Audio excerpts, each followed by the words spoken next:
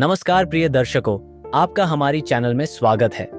आज हम आपके लिए एक रोचक और मजेदार कहानी लेकर आए हैं। कबूतर ने बताया कि इंसान का व्यवहार क्यों बदलता है। तो चलिए बिना किसी देरी के कहानी की शुरुआत करते हैं। एक बार राजा और दीवान बगीचे में बैठे थे।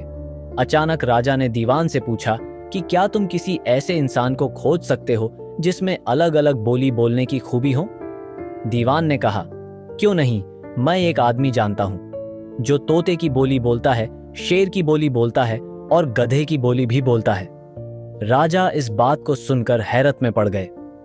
उन्होंने दीवान को कहा कि अगले दिन उस आदमी को पेश किया जाए।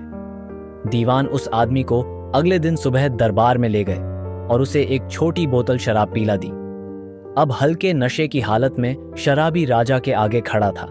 वह जानता था कि दारू पीकर आया जानकर राजा सजा देगा, इसलिए वह गिड़गिड़ाने लगा और राजा की खुशामद करने लगा।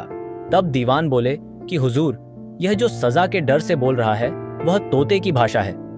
उसके बाद दीवान ने वहीं उस आदमी को एक और शराब की बोतल पिला दी। अब वह आदमी पूरी तरह नशे में था।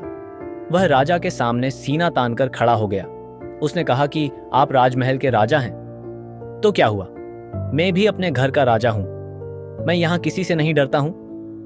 दीवान बोले कि हुजूर, अब शराब के नशे में निडर होकर यह जो बोल रहा है यह शेर की भाषा है। अब फिर से दीवान ने उस आदमी का मुंह पकड़कर एक और बोतल उसके गले से उतार दी।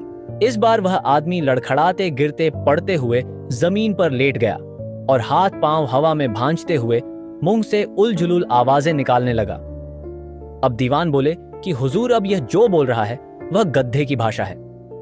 राजा एक बार फिर दीवान की हाजिर जवाबी से प्रसन्न हुए और यह मनोरंजक उदाहरण पेश करने के लिए उन्होंने दीवान को इनाम दिया। प्रिय दर्शकों, उम्मीद है आपको यह मनोरंजक कहानी पसंद आई होगी।